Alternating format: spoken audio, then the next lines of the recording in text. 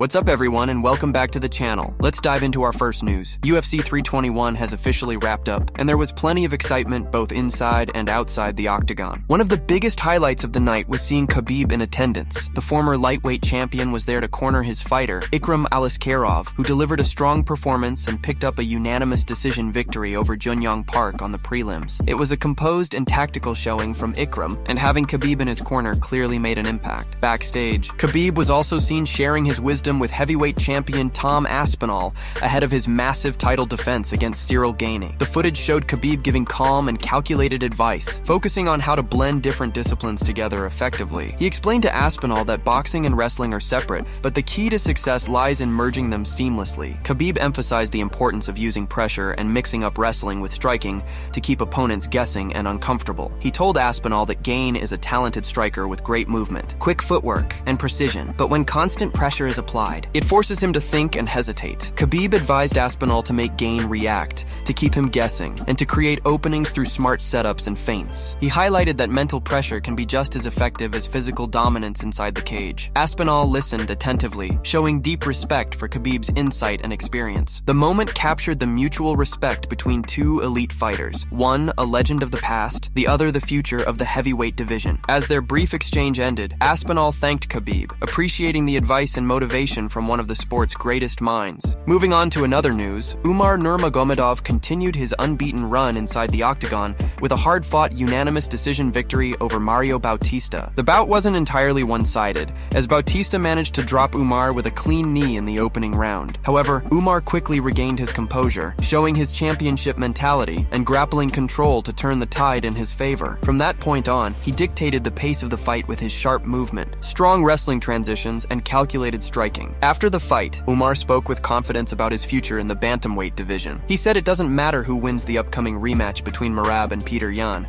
He's certain that he'll become the next bantamweight champion regardless of the outcome. His calm yet determined tone made it clear that he's focused on gold and believes his time is coming soon. During the fight, former UFC heavyweight Stefan Struve shared a photo of Umar caught in a toehold during the first round, captioning it with a simple ouch, highlighting how close that moment was. Meanwhile, Henry Cejudo expressed his belief that Umar has done enough to earn the next title shot. On the other hand, Ariel Helwani disagreed, suggesting that Ayan Zahabi deserves the opportunity instead, especially after his 7-fight win streak. The MMA community reacted strongly to the bout. Michael Chiesa praised Bautista for his toughness, calling him a dog who truly earned everyone's respect. Bilal Muhammad also chimed in, calling it a huge performance from Umar and acknowledging Bautista's grit, saying he never gave up on himself. Gilbert Burns added that Umar is a very skilled fighter who continues to improve with every performance. In Umar's corner, as always, was Khabib, guiding him with his trademark composure and tactical mindset. After the victory, Khabib celebrated by playfully wrestling Daniel Cormier out of the octagon, creating one of the night's most entertaining post-fight moments. Speaking to the crowd afterward, Umar expressed his gratitude for the overwhelming support, saying he could clearly hear the fans chanting his name throughout the arena. He praised the city, the atmosphere, and the people, calling it a beautiful place with amazing energy. Umar also reflected on his performance, admitting he wasn't entirely satisfied. He said he wanted more experience in longer fights, ideally 5-rounders to continue improving. He humbly noted that while he was better than Bautista, it wasn't by much, and he expects more from himself. Umar ended by saying he hopes his next fight will either be for the title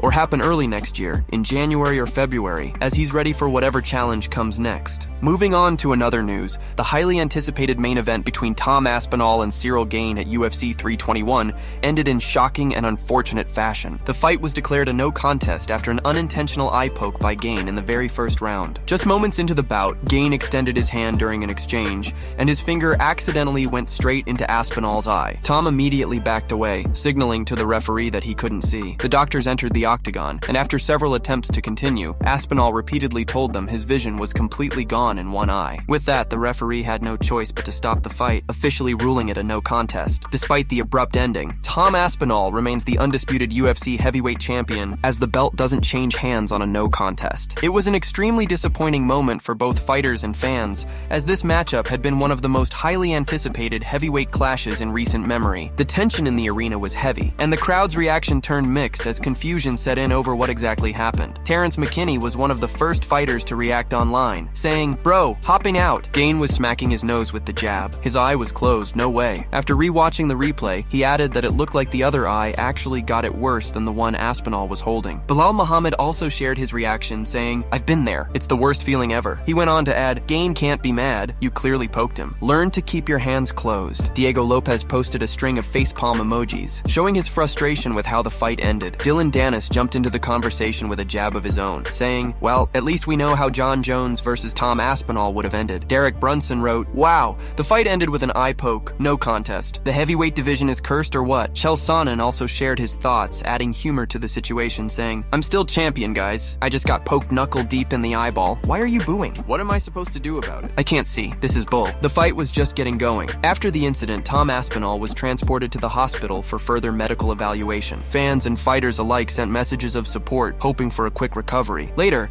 Alex Pereira posted a short video to his Instagram with the caption, "Let's make the heavyweight division great again," and included a few hinting emojis suggesting he wants to face John Jones at the White House. It was a wild end to a night that left everyone talking. Moving on to another news. As news of the no contest spread, social media exploded with reactions. Some fans criticized Aspinall for not pushing through the injury, questioning whether the most dangerous man on the planet narrative still held up. Others defended him, pointing out how severe eye pokes can be and that fighter safety should always come first. Amid all the chaos, John Jones decided to make his presence felt. The former light heavyweight and current heavyweight champion posted an Instagram story mocking Aspinall shortly after the fight. The post featured a cryptic caption that read, "Grown man out here chasing his dreams," which many fans interpreted as a jab at Tom. However, Jones deleted the story moments later, though screenshots had already begun circulating online. Despite the unfortunate ending, both Aspinall and Gane have already expressed interest in running it back to settle things once and for all. Fans are hopeful that the rematch will happen soon,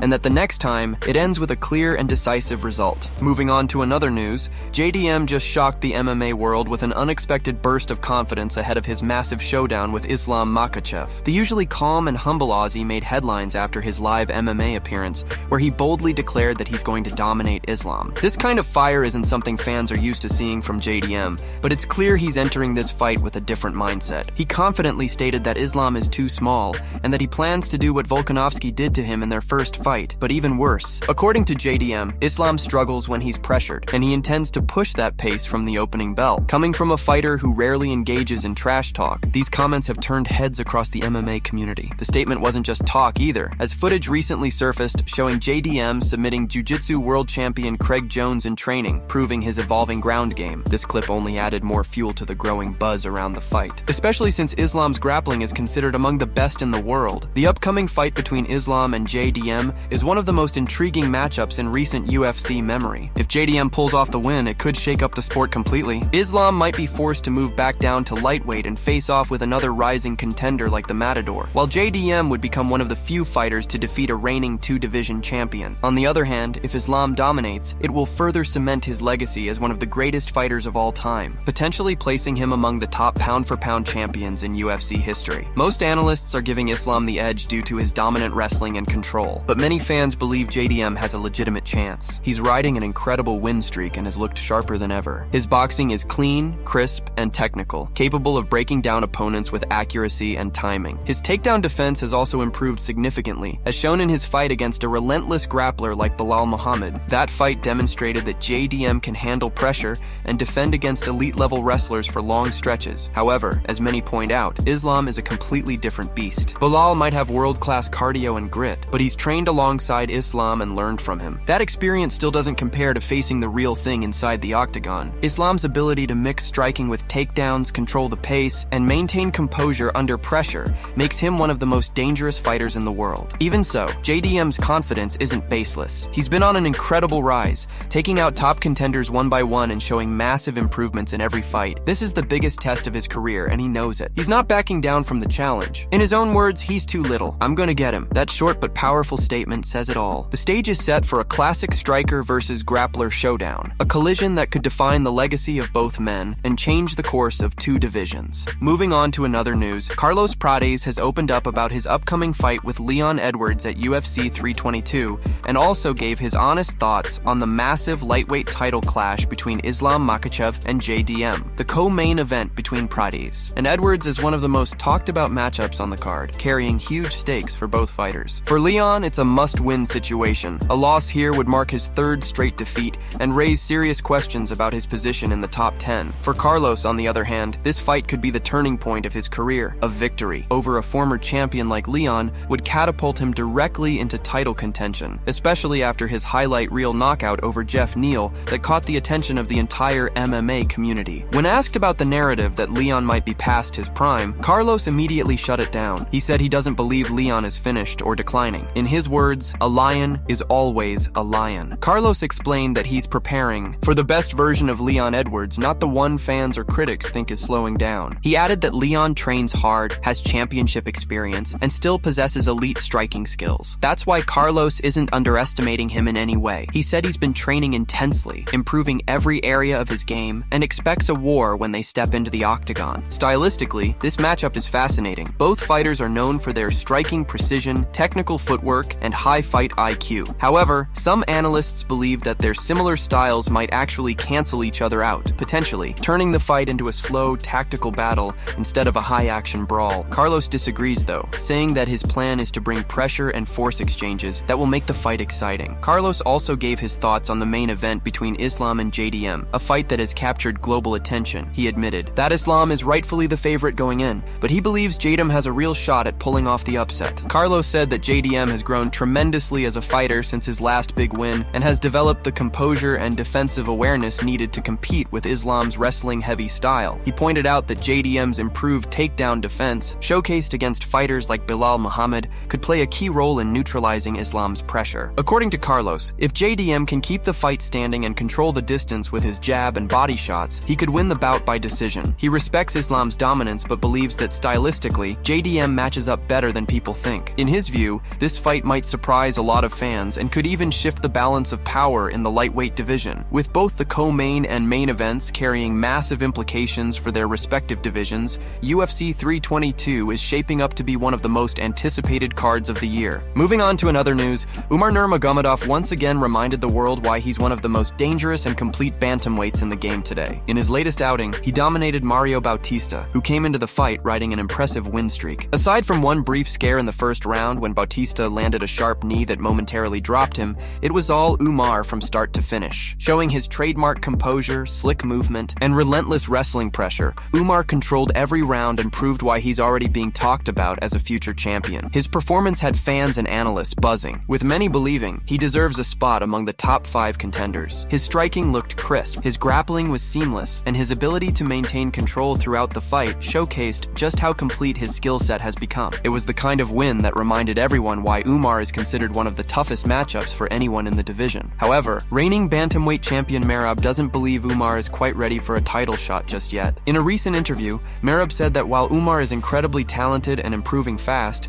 he still needs 2 or maybe 3 more wins before earning a shot at the belt. He added that he's always ready to face whoever the UFC puts in front of him, but right now, his focus is entirely on his upcoming rematch with Peter Yan scheduled for December. That rematch is already generating huge anticipation. Even though Merab dominated Yan in their first encounter, Peter has bounced back strong with a couple of impressive performances that have reignited his title ambitions. If Merab manages to pull off another dominant win, it would mark his 4th title defense in a single year, a record-setting run that would further cement his legacy as one of the most relentless champions the division has ever seen. Still, Umar's recent dominance has put him right on Merab's radar. If he continues performing like this, the conversation around a future Merab versus Umar title fight is only going to grow louder. Both men are elite wrestlers with cardio that never fades, and stylistically, it's a matchup fans would love to see. For now, Merab stands firm, saying Umar needs a couple more wins, but if the Dagestani star keeps this pace, that long-awaited clash for the bantamweight crown might come sooner than expected. That's it from MMA Pulse News. Thanks for watching. Don't forget to leave a like and subscribe for daily MMA news.